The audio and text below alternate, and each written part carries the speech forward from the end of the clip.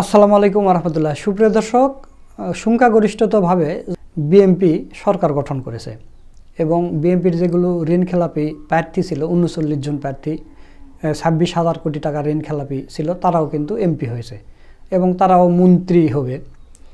তো এখন জনগণের মানে প্রশ্ন উঠেছে, জনগণ প্রশ্ন করতেছে যে এই ঋণ খেলাপির এই প্রার্থীরা কি তাদের ওই ঋণের টাকা এই এমপি হওয়ার পরে শোধ দিবে না কি করবে, না হাসিনার আমলে যেভাবে চেটেপুটে মেরে খেয়েছে সেভাবে মেরে খেবে, নাকি দেশের জন্য কাজ করবে।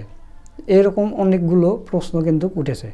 যেহেতু শক্ত অবস্থানে বিরোধী দল হিসাবে জামাতে ইসলামী আছে, তো জামাতে ইসলামী কি সহজভাবে এগুলো করতে দিবে? আবার দেশের জনগণ তো আগের চাইতে অনেক আপডেট হয়েছে এবং সবার হাতে হাতে মোবাইল, কোথায় কি হচ্ছে সব কিছুই কিন্তু তারা দেখতে পাচ্ছে এখন সোশ্যাল মিডিয়ার মাধ্যমে। আর জামাতে ইসলামী যে আসনগুলো পেয়েছে, অনেকগুলো আসনে জামাতে ইসলামীকে ইচ্ছা করে হারানো হয়েছে, ভোট সুষ্ঠু হয়েছে, কিন্তু ভোট গণনা বা যখন ঘোষণা করা হয়েছে তখন কিন্তু কারচুপি করা হয়েছে, ইঞ্জিনিয়ারিং করা হয়েছে, এটা সবাই বলতেছে এবং গণমাধ্যমে আমরা দেখেছি যে অনেকগুলো আসনে অল্প কিছু ব্যবধানে হারিয়ে দেওয়া হয়েছে, ইঞ্জিনিয়ারিং করা হয়েছে। তো এই সবগুলো বিষয় নিয়ে গুরুত্বপূর্ণ একটা আলোচনা করছেন আমাদের বড় ভাই মোহাম্মদ সোলাইমান। তো চলুন আমরা তার ভিডিওটা একটু দেখে আসি।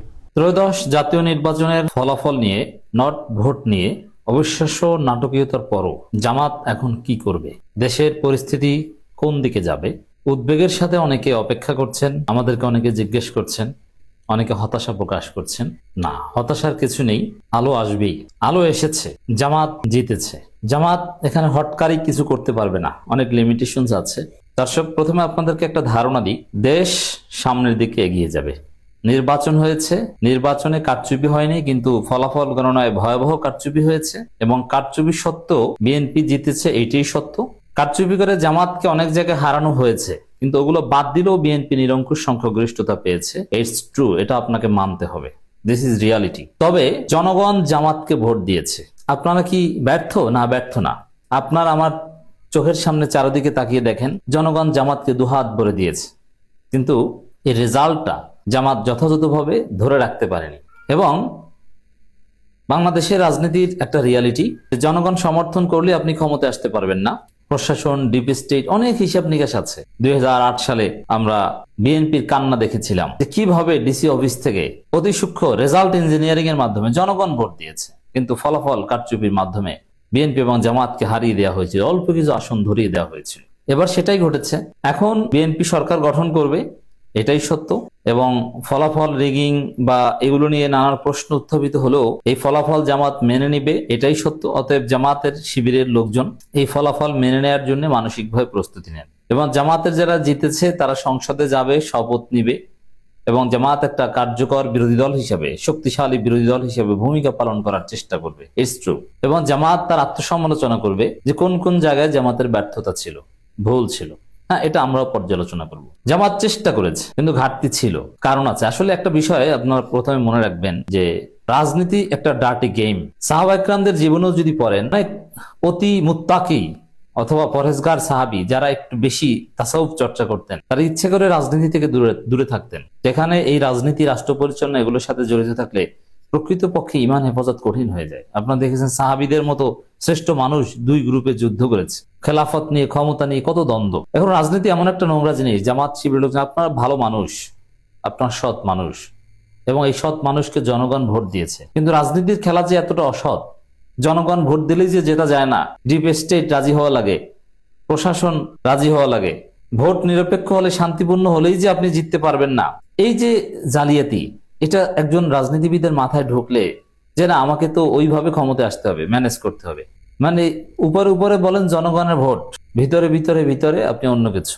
এই ডার্টি গেমে সৎ লোকগুলো পরাজিত হয়েছে। আপনি দেখেন বিএনপি কে ভোট দিয়েছে, হ্যাঁ, জনগণের এই রায়কে অবশ্যই আমি রেসপেক্ট করব, কারণ যারাই ভোট দিক তারা জনগণ, সমাজের ভদ্র শিক্ষিত লোকজন সবাই জামাত ইসলামীকে ভোট দিয়েছে। আর বিএনপি করে কারা, একটু চেহারার দিকে তাকিয়ে দেখেন। কিন্তু তারপর যারাই হোক, তার ভোট, আমার ভোট, আপনার ভোট, সবাই সমান, উই রেসপেক্ট দেম। তারা হয়তো মেজরিটি, কিন্তু গণতন্ত্র যে একটা মূর্খের শাসন, এরিস্টটলের কথা যে সত্য, এটা তো এখন দেখছেন যে যোগ্য এবং সৎ লোক, ভালো মানুষ যাদেরকে চাইছে তারা ভোট দিলেও তারা হতে পারেনি। অনেক জায়গায় হতে পেরেছে, আবার অনেক জায়গায় পারেনি। দর্শক, এই রিয়ালিটি আপনাকে মানতে হবে।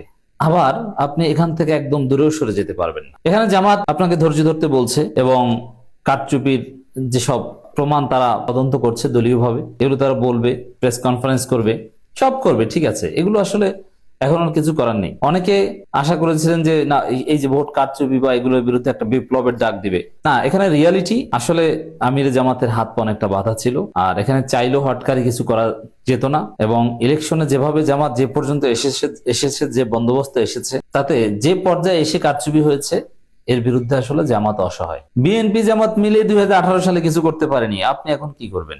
অতএব জামাত এই ফলাফল মেনে নিয়ে পার্লামেন্টে যাবে, এটাই হচ্ছে সত্য কথা। ফলাফল নিয়ে প্রশ্ন যাই থাকুক না কেন, ফলাফল নিয়ে প্রশ্ন তুলতে থাকবে, বাট পার্লামেন্টে যাবে। দ্যাট মিনস জামাত ফলাফলকে মেনে নিয়েছে। দেশ কোন দিকে যাবে, দ্যাট ইজ কোয়েশ্চেন। তবে আমার বিশ্বাস যে হ্যাঁ, বিএনপির চরিত্র কি, এটা তো আপনি দেখেছেন কি পরিমাণ চান্দাবাজি তারা করেছে। তবে তারা যদি তাদের 5 আগস্ট পরবর্তী চরিত্র ধরে রাখে, তাহলে জনগণ তাদেরকে খুব শীঘ্রই লাল কার্ড দেখাবে। তবে তারেক রহমান যদি সত্যি নিজেকে সহ পুরো দলকে পরিবর্তন করতে চান, একটা নতুন বাংলাদেশ জাতি গঠনে কাজ করতে চান, তিনি তার দলের বেপরোয়া নেতাকর্মীদেরকে যদি নিয়ন্ত্রণ করতে পারেন এবং সংস্কার করেন, তবে এখানে একটা বিষয় বলি, বিএনপি যেভাবে মেজরিটি পেয়েছে তাতে গণভোট, জুলাই সনদ, এগুলো সংস্কার, এগুলো নিয়ে আমি আর মোটেও আশাবাদী নই।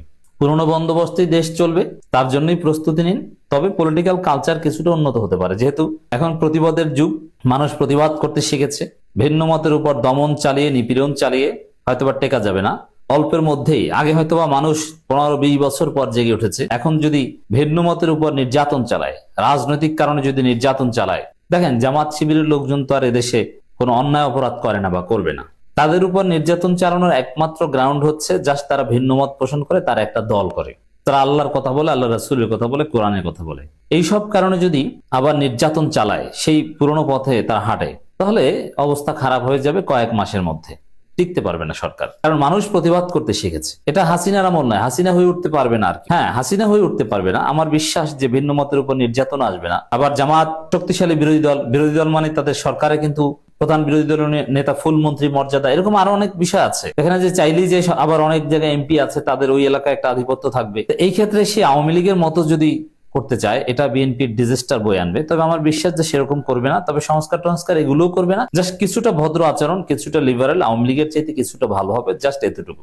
আর দেশ চালাতে বিএনপি হিমশিম খাবে। অর্থনৈতিক যে চ্যালেঞ্জ, নতুন বাংলাদেশে মানুষের যে স্বপ্ন প্রত্যাশা, এগুলো কিছুদিনের মধ্যেই দেখবেন যে জনমত ঘুরে গেছে।